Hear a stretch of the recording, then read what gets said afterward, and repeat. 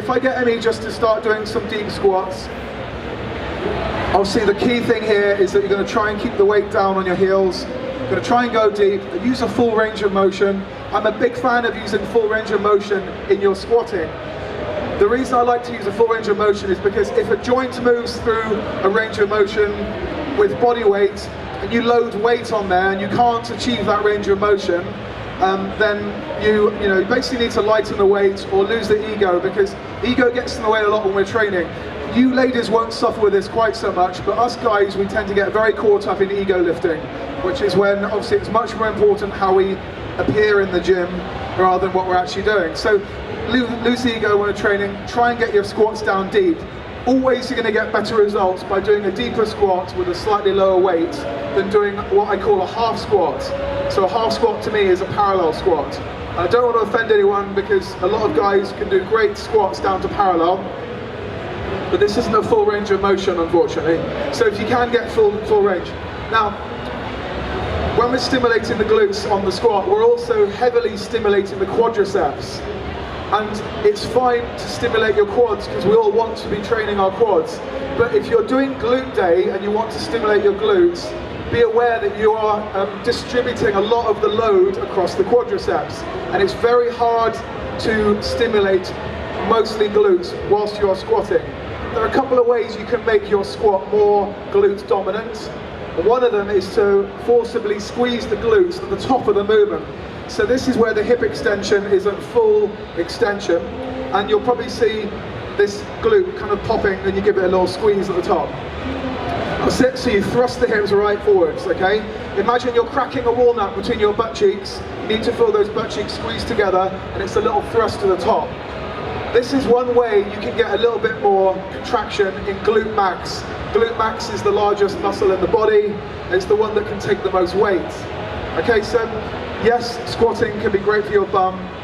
I would say it's more of a quadriceps exercise, and it's probably better for quad day. That's if you split up your leg training. Tell me how you split up your lower body training.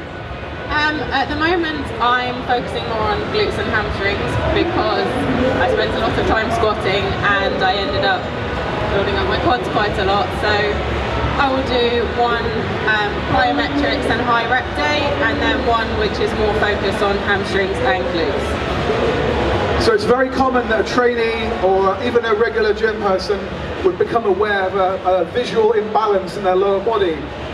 I personally had my quads just blew up when I started training, and I was never interested in training my glutes like most guys, so probably not the best example, but I've had female clients, we'd analyse their physique before they go on stage at the start of a competition prep, and you say, right, okay, what are the priorities here, which are the weak parts? And you can usually find that we need more hamstring, or less glute, or more quad to create a perfectly balanced leg. Because at the end of the day, when you're competing, you will be judged harshly, and it's partly subjective, but there is certainly an objective element to judging, and symmetry, balance and proportion are key. So the extension at the top of the squat is one area where you can get that little bit of extra hip thrust. Do a few more for me. Okay, so we're really focusing on the hip extension element of the squat here. Okay. Now the only issue with this is that at the top of the squat, the force isn't really that great, because when you're at the top of the squat, you're almost fully extended anyway, so squeezing your bum isn't really that difficult. And with the bar on your back, because the way that gravity works is a very linear resistance curve to gravity, so there's not much extra effort to give it a little squeeze. So you're probably not going to get serious glute development from adding in that little extra at the top. But it would be useful for a beginner trainee that hasn't got the mind-muscle connection in their glutes. Anybody aware of the concept of mind-muscle connection? Arnold Schwarzenegger talked about it a fair few times, and it's the ability to feel a muscle working and to be able to contract a muscle without actually potentially having to do the movement, okay? So most guys can do like the pec pop. So that's mind-muscle connection. I'm not going to ask Amy to do the same thing, but to have a good mind-muscle connection is absolutely crucial if you want to achieve optimal hypertrophy. Now, if I asked you guys which body parts you can feel mind-muscle connection in, girls, you might say glutes, guys, definitely biceps. When we start talking about things like maybe hamstrings, not so much, and other body parts. to create a mind-muscle connection is key. And if you don't have very active glutes and you can't really can't squeeze your glutes and you don't feel your glutes and movements, that little extra hip thrust at the top of the squat will start to activate your glutes and maybe switch on that mind-muscle connection. Moving on to deadlifts. The deadlift is another amazing compound exercise that many girls will choose to use on their glute day. Hey! So, another competitor here. There's lots of fitness competitors around, which is awesome because our industry is on fire the last few years, and long may it continue. So, with the deadlift, many girls would do this on hamstring day or glute day or both because it stimulates the hamstrings and the glutes. If we were to use the deadlift to stimulate the glutes, we're probably going to get a bit more force than we would with a squat. And I'll get Amy to demonstrate the deadlift, and we're going to explain why it might be better for stimulating your glutes than a back squat. So let's see a deadlift from the side, please. The main difference between a deadlift and a squat is you'll notice that when Amy bends down, can you do a slightly more forward bend one? So there are different types of deadlift, to be fair.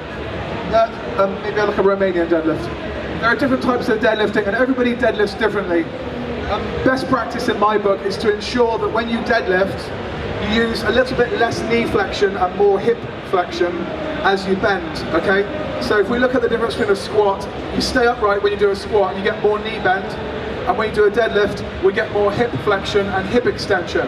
That's the key to the deadlift, is the hip extension, and as we said before, it's the glutes that drive hip extension. The glutes are the major muscle group that can power hip extension with the greatest force and velocity. So if we're trying to target glutes on glute day, this is a great exercise.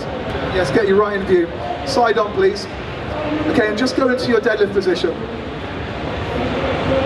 The deadlift is a good choice for building the glutes, but what's happening when we use the deadlift is that the force angle and the resistance angle are kind of opposing each other. So if you think the bar is being controlled by gravity, so there's a very much like a linear resistance angle here, okay, and it runs at 90 degrees to where the force is coming from.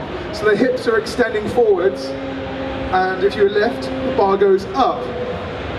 So it's not the optimal way to stimulate that muscle, because what's happening is there's a lot of load on the spine, there's a lot of load on the traps, forearms, hamstrings. Fine, we might want to work the hamstrings. So if we move from the deadlift onto another compound exercise, I think you can see where I'm going with this one because I mentioned it already, we might choose a better tool for stimulating the glutes. What we're looking for is an exercise that enables us to use a heavier load and less stimulation to the rest of the posterior chain. Because it's glute day, we don't want to make it lower back day, right? You don't want your lower back getting sore when you're training glutes. Who's experienced a tight lower back, sore lower back when they're squatting, deadlifting? It's very, very common. So the spinal erectors will get overloaded very, very easily when you are squatting. You know, we keep the back nice and neutral, so your spinal erectors are switched on constantly, and after a few sets of squats or deadlifts, it's common that the back gets pumped, so it's full of blood, and you're kind of like waddling around wanting a massage.